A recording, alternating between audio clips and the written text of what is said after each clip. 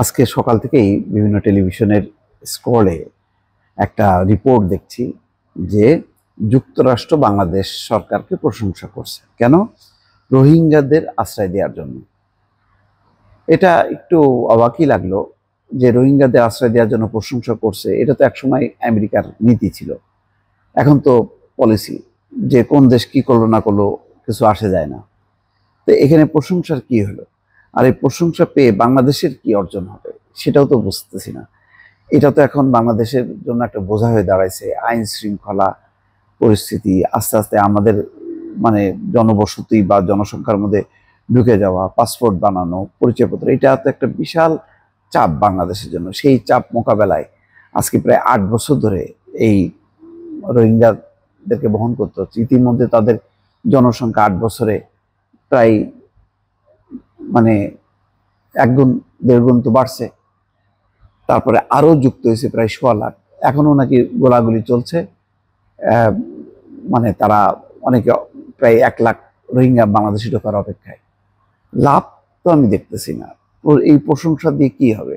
এই কারণে কি বাংলাদেশকে কি তারা রোহিঙ্গাদের জন্য অনেক বেশি বরাদ্দ দিচ্ছে, পয়সা করে দিচ্ছে? যেটা দরকার ছিল যে এই রোহিঙ্গাদেরকে তাদের নিজের ভূমিতে ফেরত পাঠানো, সেটা তো কোনো অগ্রগতি নেই। এটার ব্যাপারে চীনের কোনো পদক্ষেপ নাই। মিয়ানমারে তো যেই অঞ্চলে রোহিঙ্গারা আসছে সেই অঞ্চলটা এখন আরাকান আর্মির দখলে। আজকে দেখলাম তো প্রধান উপদেষ্টা বলছে আরাকান আর্মি এবং মিয়ানমার সরকার তাদেরকে এই দায়িত্ব নিতে হবে। আগে ছিল মিয়ানমার সরকার, এখন মিয়ানমার সরকার প্লাস হচ্ছে আরাকান আর্মি।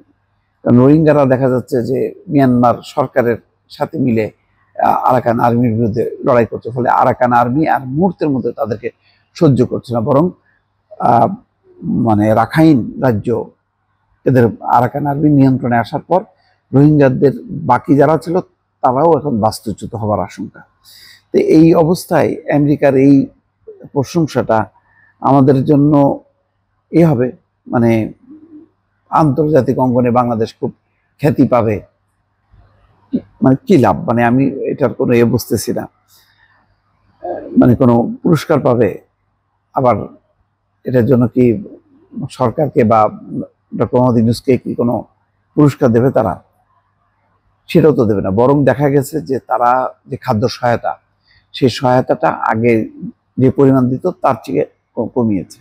এখন আমেরিকা ছাড়া আর কোনো দেশ কোনো সহায়তা দেয় না, না চীন, না ভারত, না রাশিয়া, কেউ দেয় না। এই একটা পরিস্থিতির মধ্যে বাংলাদেশ যেখানে ডুবতেছে বা প্রচন্ড মানে সমস্যায় আক্রান্ত, সেখানে এই প্রশংসাপত্রটা দিয়ে কি করবে আমি বুঝতে পারছি না।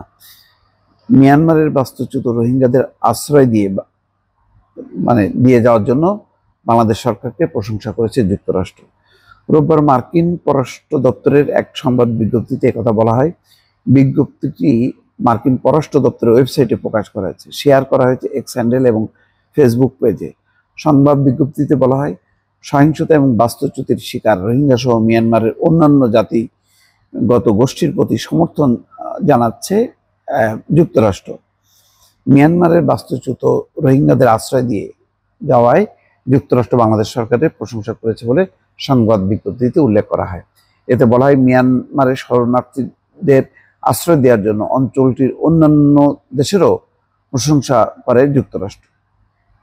অন্যান্য দেশেও কি প্রশংসা করছে জানি না। মিয়ানমারের রাখাইনে গণহত্যা থেকে প্রাণে বাঁচতে 8 বছর আগের এই দিনে বাংলাদেশে রোহিঙ্গাদের ঢল শুরু হয়েছিল। এই দিন যুক্তরাষ্ট্র বিবৃতি দিল, মানে 8 বছর পূর্তি হলো, সেই উপলক্ষে একটা বিবৃতি দিছে।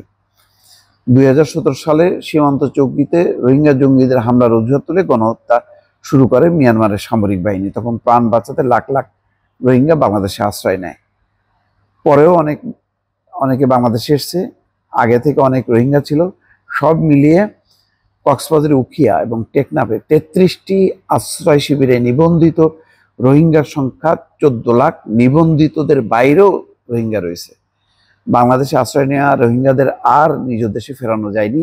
দুবার দিনক্ষণ চূড়ান্ত হয়েছিল, তবে প্রত্যাবাসন শুরু করা যায়নি। বরং গত 1.5 বছরে নতুন করে এসছে 1,24,000 রোহিঙ্গা। এই হলো মানে পরিণতি বাংলাদেশের। তা এই প্রশংসাটা কাজে না। হ্যাঁ, এখন ইউনূস সরকার জন্য আমেরিকার একটা প্রশংসা দরকার। সেটা হলো যেখানে মনে করা হচ্ছিল যে ট্রাম্প সরকার দেখতে পারে না, সেখানে ট্রাম্প সরকার বাংলাদেশের রোহিঙ্গা ইস্যুতে প্রশংসা করাটা কিছুটা প্লাস পয়েন্ট। কিন্তু বড় অর্থে মানে এখনো পর্যন্ত কোনো কমিটমেন্ট নেই, কোনো উদ্যোগ নেই, কোনো আয়োজন নেই। এই রোহিঙ্গারা কবে ফিরবে তার কোনো নিশ্চয়তা এখনো নেই, বরং পরিস্থিতি আরো জটিল হয়েছে। কারণ যে অঞ্চল থেকে রোহিঙ্গারা আসছে সেই অঞ্চল এখন যুদ্ধ চলছে মিয়ানমার সরকারের সাথে আরাকান আর্মির, এবং আরাকান আর্মি নিয়ন্ত্রণে চলে গেছে রাখাইন রাজ্য, যেখানে তারা নতুন করে আবার পুশিং করাচ্ছে রোহিঙ্গাদের বাংলাদেশে, বা পরিস্থিতি এমন যে রোহিঙ্গারা পালিয়ে আসতে বাধ্য হচ্ছে। ফলে পরিস্থিতি আরো জটিল ছাড়া আর কিছু না, মাঝখান থেকে শুধুমাত্র একটা প্রশংসা, যেটা বাস্তবে কোনো কাজে লাগবে না। দর্শক ভালো থাকবেন, আল্লাহ হাফেজ।